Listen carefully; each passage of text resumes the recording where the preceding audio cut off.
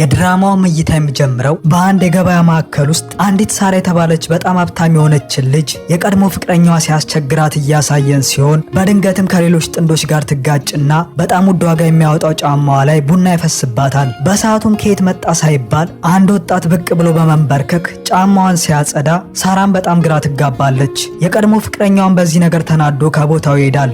እሷም ያጸዳላትን ልጅ ልጋብዝ ብላ ስትጠይቀው እሱም ወደ ቦርሳው እየተመለከተ እነዚህን መሸጥ እንዳለበት ያሳውቃታል። እሷም ካርዷን በማውጣት ሁሉንም ቦርሳዎች እንደምትገዛው ትነግረዋለች። በሚቀጥለውም ቀን ወደ ልጁ ቤተሰብ ቤት በመሄድ ልጃቸውን እንዲድሩላት ትጠይቃቸዋለች። ወላጆቹም እንዴት ልጃችን ለዚህ ቁም ነገር ደረሰ ብለው በመደንገጥ ይመለከታሉ።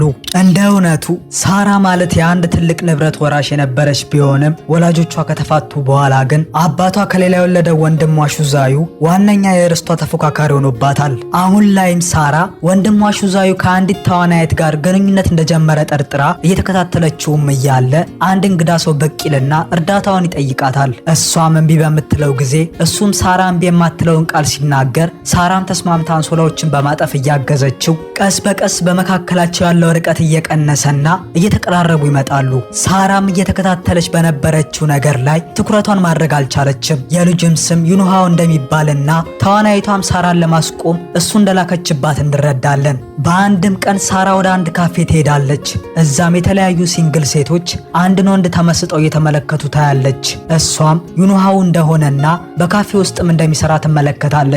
በመጀመሪያ ችላ ያለችው ቢሆንም በሂሳብ ክፍያው ላይ 2 ጊዜ ቅናሽ ሲያደርግላትና በቡና መጠጫዋም ላይ ልብ ቅርጽ የሳለላትን ስትመለከት ፈገግ ትላለች። ከዛንም ቀን ጀምሮ ሳራ ወደ ገበያ ማዕከሉ ስትመጣ ዩንሃው ከፊት ለፊቷ በመቆም ምንም ሳይል በዝምታ አበባ ይሰጣታል። ሳራም ይህ አዲስ የማሽኮርመሚያና የማጥመጃ ዘዴ መሆኑ ነው እንዴ ብላ ግራ ትጋባለች።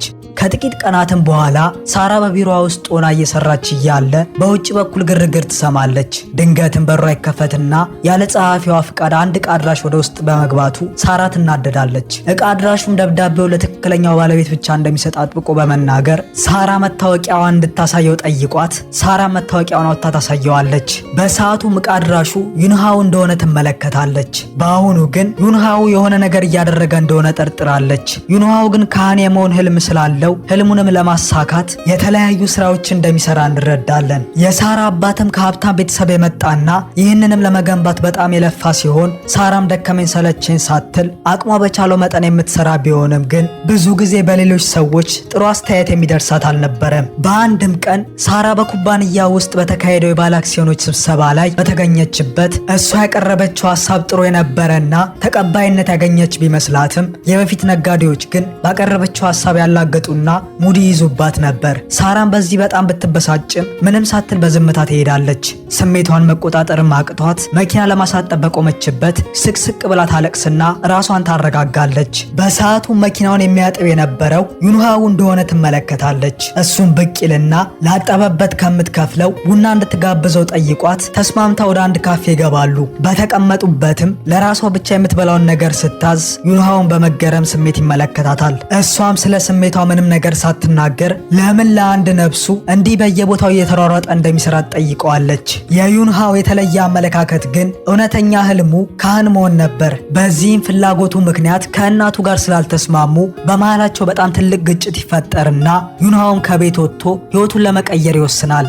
በሌላ በኩል ሳራ ምንም እንኳን ቢሊዮነርና በቅንጡ ቤት የምትኖር ቢሆንም በግዴለሽነቷ ምክንያት የቤቷ የንጽህናና የጽዳት ጉዳይ ግን እረፍት ነስቷታል። ወዲያውኑ የጽዳት አገልግሎት ወደሚሰጡበት በመደወል 10 ሰራተኛ እንዲልኩላት ትጠይቃለች። እነሱም በጣም ጎበዝና ጠንካራ ሰራተኛ እንደተላከ ነግረዋት ለማጽዳት የመጣው ሰው ግን አንድ ብቻ ሰራተኛና ይባስ ብሎም ደግሞ ዩንሃው እንደሆነ ስትመለከት ሳራ ትደነግጣለች። ዩንሃውም የሳራ ቤት መሆኑን አላወቀም ነበር። እሱም የቤቱን ሁኔታ ተመልክቶ ለምን ብዙ ሰራተኛ እንደጠራች ይረዳና ስራውን መስራት ይጀምራል። ሳራም በጥንካሬው በጣም ትደነቃለች። ከሰዓታትም በኋላ ሁሉም ነገር አስተካክሎ ቦታ ሲዞ ሊወጣ ሲል አምፖሉ ላይ ችግር እንዳለ አስተውልና ለማስተካከል ይሞክራል። በድንገትም አምልጦት ወድቆ ይሰበርበታል። በዚህም በጣም ደንግጦ ምን ያህል ዋጋ እንደሚያወጣ እያሰበና እየተጨነቀ እያለ ሳራ ወደ ቤት ትመጣለች። እሷም የተሰበረውን ከተመለከተች በኋላ ዩንሃውም ገንዘቡን እስኪሸፍን በእሷ ስር ሆኖ እንዲሰራና እንዲያገ እንድታገለግላት ሲጠይቃት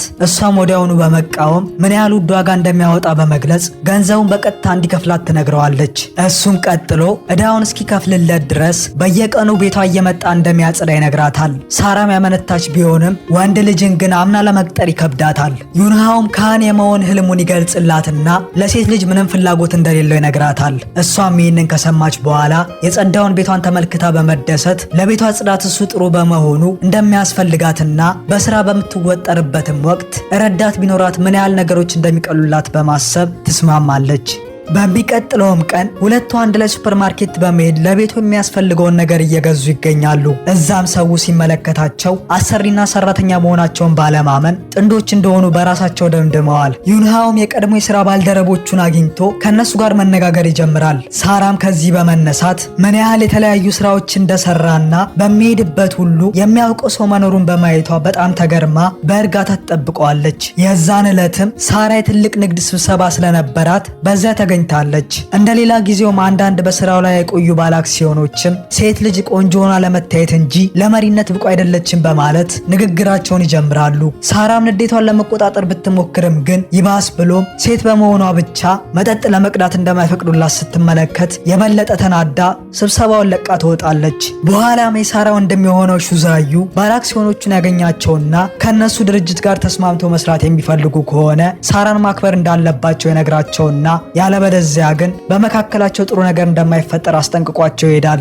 አመሻሽም ላይ ሹዛዩና ባለአክሲዮኖች በተሰበሰቡበት ሰዓት በድጋሚ ሳራ ላይ የሚያሾፍ ሆነ እሷን የሚያጣጥል ሰው እንዳይኖር አስጠንቅቆ ይሄዳል። ሳራም ወደ ቤት ስትደርስ በጣም ደክሟት ስለነበር ሜካፓን እንኳን ለማስለቀቅ አቅም ስላልነበራት በተቀመጠችበት ተኛለች። በሰዓቱም ብልሁና መልከ መልካሙ ሰራተኛዋ ዩንሃሙ ብቅ ይልና እሷን መርዳት ይጀምራል። በድንገት የበሩን ደውል ሰምተው ሄደው ሲመለከቱ ወንድሟ ሹዛዩ እንደሆነ ታይና በጣም ደንግጣ ለወንድሟ ወንድ ሰራተኛ እንደቀጠረች ብትነግረውም እንደማያምናት በመግለጽ ቶሎ እንዲደበቅ ትነግረዋለች። ዩንሃውም ከትንሽዬ ቡችላዋ ጋር መኝታ ክፍሏ ውስጥ ይደበቃሉ። ከዛ ወንድሟ ከመኝታ ክፍሏ ድምፅ ሲወጣ ይሰማና ወዲያውንም ሌላ ነገር እንዳለ ተገንዝቦ በቀልድ መልክ ውስጥ ገብቶ ማጣራት እንዳለበት ይናገራል። ሳራን በመፍራት እንደማይሆን ስትናገር እሱም ጭንቀቷን ተመልክቶ ፈገግ ብሎ ከቦታው ይሄዳል። ከሄደም በኋላ ዩንሃው በእርጋታ ወደሷ በመቅረብ ይቅርታ ይጠይቃትና በስጦታ መልክ የሚያምር የከረሜላ እሽግ ይሰጣታል። ቀናቶች በሄዱን ቁጥር ዩንሃው ስራውን በደንብ እየሰራና ሳራንም መንከባከቡን ቀጥሏል። እሷም ስራዋና ህይወቷ ላይ ስለሚያጋጥሟት ነገር ያለምንም ማመንታት ለሱ ታማክረዋለች። በአንድም ቀን ሳራ ዩንሃው ሌላ አጀንዳ እንዳለው በመጠርጠር አንዳንድ ጥያቄ ታነሳለታለች። ዩንሃውን በቀጥታ ህልሙን ለማሳካት ገንዘብ እንደሚያስፈልገው ይገልጽላትና ሳራ ባላት አቅም ድሃዎች እንድትረዳ ማድረግ እንደሚፈልግ ይነግራታል። እሷም የተናገረውን ካደመጠች በኋላ እንድረዳ የምትፈልግ ከሆነ ፈገግታን ስለምወደ አንድ የፈገግ በልልኝ ትለዋለች። ዩንሃም ወዲያውኑ ፈገግ ሲልላት ልቧ ቅልጥ ይላል። በሚቀጥለውም ቀን ሳራ ለአንድ ቤተክርስቲያን ስጦታ ታበረክታለች። የዩንሃው መካሪም የእሱ ፈገግታ ጥሩ እንዳደረገና ፈገግታው ልዩና የሚገርም ስጦታው እንደሆነ ገልጾ ከአሁን በኋላ ይህን ፈገግታውን በጥበብ መጠቀም እንዳለበት ይነግረዋል። ዩንሃውም አልፎ አልፎ ይህን ገዳይ የሆነ ፈገግታውን ለሳራ እያሳያት የተለያዩ እርዳታዎችን እንድታደርግ ያደርጋታል። ቀስ በቀስም የእርዳታው መጠን እየጨመረና እያደገ በመምጣት ላፕቶፕና ስማርት ስልኮችን ሳይቀር መለገስ ትጀምራለች። በጊዜ ሂደትም በስራዋ ሞራል የተነካውና ያዘነችው ሳራ አሁን ላይ ሙሉ በሙሉ ተቀይራ በራስ መተማመኗ እየታደሰና ለራሷ ያላት ግምትና አመለካከት እያደገ መጥቶ ምን ያህል ጠቃሚ ሰው እንደሆነች መረዳት ትጀምራለች። በአንድም ቀን የዩንሃው ውችሏ እየሮጠች ወደ ውጭ ስትወጣ ሳራና ዩንሃውም ሊይዟት መከተል ይጀምራሉ። ከዛ በሩ ላይ ሲደርሱም ሳራ ከሁለት ሴቶች ጋር ትገጣጠማለች። ሳራም አንዷ ከዚህ በፊት ከወንድሟ ሹዛዩ ጋር ግንኙነት ስለነበራት ትከታተላት የነበረችው አርቲስት መሆኗን ትረዳለች። ከዛ ተፋጠው ሲተያዩ በመሃል ዩንሃው ይመጣል። እነሱም ዩንሃውን በሳራ ቤት ውስጥ በማየታቸው ደነግጡና ነገሩን በሌላ ይተረጉሙታል። ሳራም ልትናገር የፈለገች ቢሆንም ግን ዩንሃውም ሳታስበው እጇን ጎትቶ ወደ ውስጥ ይወስዳታል። እሷም ተደናግጣ ሳለ ዩንሃውም ተጨምሮላት የሰበረው ዕቃ ያን ያህል ውድ ገንዘብ እንደማያወጣ እንዳወቀ ነግሯት ገንዘቡንና ስጦታ አድርጎ ሰጥቷት ይሰናበታት ይጀምራል። ሳራም በውስጧ የተለያዩ ስሜቶች እያስተናገደች ቢሆንም እሱን ለማስቆም ግን ምንም ምክንያት አልነበራትም። የልደቷ ቀንም ደርሶ ከአባቷ ስጦታ አበባና ፖስታ ይላክላትና ከፍታም ስትመለከተው ደስታ እየመጣ እንደሆነ የሚገልጽ ነበር። በዚህም ትንሽ የደስታ ስሜት ይሰማታል። በማግስቱም የቤተሰብ ስብሰባ ነበር። ሳራም ለሷ ልደት እንደተሰበሰቡ አስባ ነበር። ነገር ግን ተዋንያኗን በቦታው ስትመለከታት ስሜቷ ተቀይሮ ትናደድና ለወንድሟ ሹዛዩና ፍቅረኛው ለሆነችው ተዋንያኗ የተዘጋጀ ፕሮግራም እንደሆነ ትረዳለች። ቢሆንም ግን ከወንድሟ የልደት ስጦታ ይሰጣትና ወንድሟም የልደቷን ቀን እንዳልረሳው በማወቋ ትደሰታለች። ፕሮግራሙ ከተጠናቀቀ በኋላ ሳራ ልትሄድም ስትል ተዋንያኗ ታስቆማትና አሁንም በመካከላቸው አለመግባባት እንዳለ ትነግራታለች። ሳራም ወዲያውኑ ወደ ዩንሃው ጋር ስትደውል እሱም ስራ ላይ እንደሆነ ነግሯት ይዘጋዋል። ሳራም ተናዳ ደግማ ብትደውልለትም ሳያነሳ ይቀራል። ብዙም ሳይቆይ አንዲት ልጅ ወደሱ በመምጣት አለቃው እየጠራው እንደሆነ ትነግረዋለች። እሱም ስራ ላይ መሆኑን ሊያስረዳት ሲሞክር እሷም ዛሬ ካፌው ሊዘጋ እንደሆነ ትገልጽለታለች። ዩንሃውና የስራ ባልደረባውም አለቃቸው ዛሬ ካፌውን ሊዘጋ እንደሆነ በመስማታቸው በጣም ይገረማሉ። አመሻሽም ላይ ዩንሃውና ሳራ ለእራት በተቀመጡበት ዩንሃውም አሁንም ድረስ በነዛ ሽማግሌ የስራ ባልደረቦቿ ተናዳ እንደሆነ ይጠይቃታል። እሷም ዛሬ ቤተሰቦቿ የሷን ልደት በማስመልከት የተሰበሰቡ ቢመስላትም ጉዳዩ ግን ሌላ ሆኖ ስላገኘችው እንደተናደደች ትገልጽለታለች። ዩንሃውም ቀጥሎ መታወቂያዋን ተመልክቶት የልደቷ ቀን ዛሬ እንዳልሆነ መረዳቱን ሲነግራት ሳራም ቀለል አርጋ መታወቂያው ላይ ያለው ቀን የተሳሳተ መሆኑን ትገልጽለታለች። እሱም ቀኑን በጭንቅላቱ ይዘዋል። ከዛ አስተናጋጇን ጠርቶ ሂሳብ ለመክፈል ካርዱን ይሰጣታል። ሳራ እንደማይሆን ብትነግረውም ግን ምትለውን ሳይሰማ እሱ ይከፍላል። በዛም ምሽት ሳራ ወደ ስራ ቦታዋ ስትሄድ ዩንሃው ከቢሮዋ ውጭ እየጠበቃት በማግኘቷ በጣም ትገረማለች። እሱም ለልደቷ ኬክና ሻማ ይዞ ነበር የመጣው። ሳራም ይህንን በማየቷ ደስ ቢላትም ግን ስሜቷን ትደብቃለች። ዩንሃውን በልደቷ ቀን ኬክ እንዳልቆረሰች በመናገር እሱ እንድታደርግ ፈልጎ እንደመጣ ይገልጽላታል። ሳራም ለልደቷ አበባ እንደተላከላትና አበባውም ደስታ ሊመጣ እንደሆነ የሚገልጽ እንደሆነ ስትነግረው ዩንሃውን በንግግሯ ግራ ተጋብቶ ምንም መልስ ሳይሰጥ ይቀራል። እሷም በረጅሙ በመተንፈስ ሻማውን አጥፍታው ምንም ሳትል ትሄዳለች። ዩንሃውን በሁኔታዋ ተደናግጦ ኬኩን ይዞ ፈዞ ይቆማል። ሳራም ወደ ቢሮ ከገባች በኋላ እንደሌላው ጊዜ በማዘን አላለቀሰችም። ይልቁንም እጇን አጣምራ ዩንሃው ተመልሶ እንዲመጣ መጸለይ ትጀምራለች። ዩንሃውም ሳራን ለመረዳት እንደከበደውና የተናገረችውም ንግግር በጭንቅላቱ የተመላለሰበት ረፍት እንዳጣ እናያለን። ከዛ በአንድ አበባ መሸጫ ሱቅ እያለፈ እያለ ገብቶ ለመጠየቅ ይወስንና ወደ ውስጥም ገብቶ የትኛው አበባ መልእክት እንዳለውና ደስታን የሚገልጸው አበባ የትኛው እንደሆነ ይጠይቃታል። ባለ ሱቋም የጠየቃትን አበባ ታሳየውና ከደስታም ባሻገር የመለያየት የፍቅርና የሐዘን መልእክት እንዳለውም ትነግረዋለች። በተመሳሳይም ሰዓት ሳራ ራሱን አበባ እየተመለከተችና ስለ ትርጉሙ እያነበበች ትገኛለች።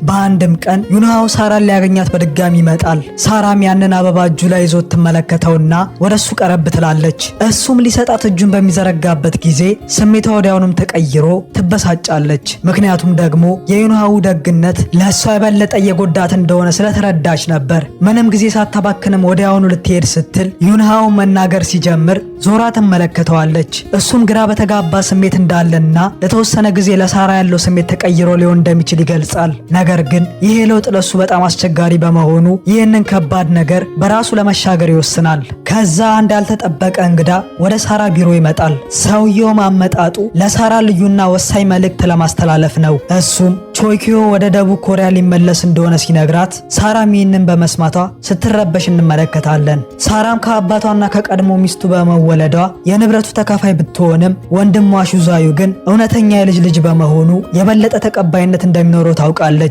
ስለዚህም አሁን ከወንድሟ ጋር ለመፎካከር ተጨማሪ ድጋፍ እንደሚያስፈልጋትና ሰውየው ወደ እሷ የመጣውም ለዚህ መፍትሄ እንዲሆን ቾይኪዮ እንድታገባው ለመጠየቅና ለመወያየት ነው። ሳራም ይህ ጋብቻ ጊዜያዊ የስራ ስምምነት ብቻ እንደሆነ ብታውቅም ግን አሁን ላይ ወደ ህይወቷ የመጣው ዩንሃውን ታስበዋለች። ካላገባች ከወንድሟ ጋር በሚኖራት የንብረት ፉክክር ልትሸነፍ ነው። ካገባች ግን ከዩንሃው ጋር ያላት ግንኙነት ምን ሊሆን እንደሚችል በማሰብ ግራ ትጋባና ቢሮ ውስጥ ያለውን አበባ እየተመለከተች ጥቂት ታሰላስላለች። ከዛ ሐሳቧን በመሰብሰብ ወዲያውኑ ወደ ዩንሃው ጋር ትደውላለች። በሰዓቱም ዩንሃው በቤተ ክርስቲያን ሆኖ ስለ ስሜቱ ከካህኑ ጋር እየተነጋገረ ነበር። ካህኑም ዩንሃው ላለበት ጥያቄ መልሱን ሊያገኝ የሚችለው የክህነት ልብስ ከለበሰ በኋላ እንደሚሆን ገልጾለት ዩንሃውም የካህኑን ምክር በመቀበል የክህነት ልብሱን ለብሶ ወደ ቤተ ክርስቲያን ሊገባ ሲል በሰዓቱም ሳራ ወደ ቤተ ክርስቲያን ትመጣለች። ዩንሃውንም በማየቷ ደስታ ይሰማታል። ነገር ግን አሁን ውሳኔውን ወስኖ ለሁሉ ነገር እንደተዘጋጀ ትናገራለች። በዚህም ሰዓት ዩንሃው የሳራ አይኖችን ባንድ አቀረሩ ተመልክቶ ሊያናግራት ሊያጽናናትም ሲሞክር ሳራም ንግግሩን አቋርጣው ጥላው ትሄዳለች። ዩንሃውም እየተከተላት ቤቷ ድረስ ይሄዳል። ሳራም ስላደረገው ነገር ሊያስረዳት መስሏት ቀርባ ስታዳምጠው እሱ ግን ቾይኪዮ የሚባልን ሰው ልታገባ እንደሆነና እጮኛዋ መሆኑን እንደሚያውቅ ነግሮ ያስደነግጣታል። ይህንን በመስማቷም ሳራ ፊቷ ይገረጣል። ምክንያቱም ከእጮኛዋ ጋር በነበራት ግንኙነት ስሜቷን ለማንም አላጋራችም ነበር። በሰዓቱም እጮኛዋ ቾይኪዮ በቦታው ይመጣል። እሷም ለዩንሃው አሁን ለመነጋገር ጊዜው እንዳልሆነ በመግለጽ እንዲሄድ ታደርገዋለች። ቾይኪዮም ወደ ቤት ገብቶ እንደ እውነተኛ ባል መብቱ እንዲከበርለት ለማሳየት ሲሞክር ሳራም ጋብቻቸው ለስራና ለጊዜያዊ እንደሆነ ታስታውሰዋለች። እሱም ስለ ወንድሟ ሹዛዩ አስፈላጊ የሆነ መረጃ እንዳለው ሲነግራት እሷም ይህ መረጃ ጠቃሚ ሊሆን እንደሚችል ታስባለች። ከዛ ሳራ ወደ ሹዛዩ በመሄድ ቾይኪዮ የሰጣትን የሕክምና መዝገቦች ታሳየዋለች። ሹዛዩም በአንድ ወቅት ባጋጠመው አደጋ አይኑ ታውሮ እንደነበርና አሁን ህይወቱ ከባድ ሁኔታ ላይ እንዳለ ሲነግራት ሳራም ይህንን ስትሰማ ወንድሟ ላይ አቅዳ በነበረው ነገር በመጸጸት ሁሉንም ነገር እርግፍ አድርጋ ትተወዋለች። ሳራም ቾይኪዮ ለስራም ሆነ ለግል ህይወቷ እንደማያስፈልጋት አስባ ሐሳቧን በመቀየር ልታደርግ የነበረውን ጋብቻ ትሰርዘዋለች። ቾይኪዮም በዚህ በጣም ተናዶ ሲያመነጫጭቃት እሷም በንዴት ስሜት እየተመለከተችው ይሄዳል። በሰዓቱም ዩንሃው መጥቶ ሲያጸዳላት እሷም ልትጋብዘው ጥያቄ ታቀርብለታለች። ዩንሃውም አሁን እንደማይችልና ዛሬ መሸጥ የሚጠበቅበትን ቦርሳ ሲያሳያት እሷም ካርዷን ሰጥታው ሁሉንም እንደምትገዛው ትነግረዋለች። ከዛ ሁለቱም ወደ አንድ የመንገድ ዳር ትንሽዬ ምግብ ቤት ይሄዳሉ። ሳራም ስሜቷ ትንሽ የተወዛገበ ነበር። ዩንሃውም ካህን ሆኗል ብላ ስላሰበች እንዳዘነች እንመለከታለን። እሷም ስሜቷን በዘዴ ለማሳየት ስትሞክር ዩንሃውም ሁኔታዋን ያስተውለዋል። እሷም ራሷን ውሸታምና መጥፎ ሰው ነኝ ብላ መግለጽ ኖርማል ጓደኞች እንዲሆኑ እንደምትፈልግ ስትነግረው ዩንሃውም ፈገግ ብሎ ይመለከታታል። በሚቀጥለውም ቀን ሳራ ከቤተሰቦቿ ጋር በተሰበሰበችበት ቾይኪዮ እንደማትወደውና እንደማታገባውም ታሳውቃለች። የሳራ አባትን በደስታ ውሳኔዋን በመደገፍ ከጎኗ ይቆማል። ወንድሟም የሳራ ውሳኔ ቾይኪዮን ላለማግባት ብቻ ሳይሆን በሱ ላይ ልታደርግ አቅዳ የነበረውንም ነገር መተዋን ያውቃል። በመጨረሻም ሁሉም በሀሳቧ ተስማምተው ሰርጉ ይሰረዛል። ሳራና ወንድሟ በመሄድም ላይ ያሉ እሷም ከወንድሟ ጋር ምንም አይነት ግጭት እንደማያስፈልጋት ትወስናለች። ከጥቂት ቀናትም በኋላ ቾይኪዮ ሰርጉ መቋረጡን ሲያውቅ በንዴት ወደ ሳራ ቢሮ ይሄዳል። እሷም በእርጋታ በመቆም ፍላጎቷ እንደሆነ ስትነግረው እሱም እሷን ለመርዳት ብሎ ላደረገው ነገር ምላሿ ይሄ በመሆኑ ተናዶ ሊመታት ሲል በሰዓቱ ዩንሃው ደርሶ ያስቆመውና ቢሮውን ለቆ ይወጣል። እሷም ዩንሃውን ፈገግ ብላ ትመለከተዋለች። በኋላም ዩንሃው ከረጅም ጊዜ በኋላ ወደ ቤቱ ሲሄድ በፊት ካህን ለመሆን በወሰነው ውሳኔ ሲቃወሙት የነበሩት ቤተሰቦች አሁን ላይ ግን ሲደግፉት ይመለከታል። እሱም ሁኔታቸው ስላልጣመው ምንም ሳይል ወደ ክፍሉ ይሄዳል። እነሱ ምንም ባይሉትም ግን እህቱ ሁኔታውን ተረድታ ነበርና የፍቅር ግንኙነት ውስጥ መሆኑን ትጠይቀዋለች። በጣም የማወቅ ጉጉትም ስለነበራት እንዲመልስላት እያስጨነቀችው እያለ በዚህ መሃልም አንድ ቅንጡ መኪና መጥቶ እነ ዩንሃው ፊት ይቆማል። ከመኪናውም አንዲት ሴት ስትወጣ እህትየውን በመገረም ትመለከትና ዩንሃው እንዲህ ያለችን ቆንጆ ሴት ለራሱ በመምረጡ ትደመማለች። እነሱም ከሄዱ በኋላ ዩንሃው በሁኔታው ትንሽ ተጨንቆ ነበር። ቢሆንም ግን ከሳራ ጋር አሪፍ ጊዜ ያሳልፋሉ። ግንኙነታቸውንም አውጀው ለእራት ይወጣሉ። እዛም ስለ ወደፊታቸው መነጋገር ጀምረው ዩንሃው አሁን ላይ ካህን ስላልሆነ ሌላ ስራ ለመፈለግ ማሰቡንና ዳኛም ለመሆን ማቀዱን ይነግራታል። እሷም በደቡብ ኮሪያ ውስጥ የዳኝነት ፈተና በጣም ከባድ እንደሆነ ስለምታውቅ እንዲህ በማለቱ ትደነግጣለች። ዩንሃው ግን ፈገግ ብሎ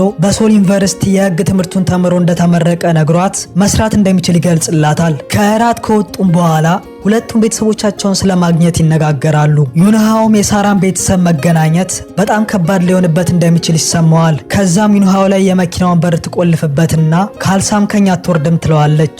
በሚቀጥለውም ቀን ሳራ ዩንሃውን ለማግኘት ወደ ትምህርት ቤቱ በሄደችበት አንዱም ተማሪ ሳራን ለማናገር ሲሞክር እሷም ችላ ትለዋለች። ዩንሃውም ይህንን ተመልክቶ በፍጥነት ወደ እሷ ሄዶ ያቅፋታል። ሳራም ከአሁን በኋላ እንደዚህ እንዳትቀና ቅናት አያምርብህም ትለዋለች።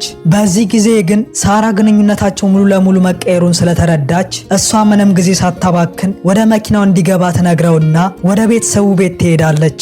እዛም ተሰብስበው በተቀመጡበት ልጃችሁን ማግባት እፈልጋለሁ ብላ ጠይቃቸውና ሁሉም ይደነግጣሉ።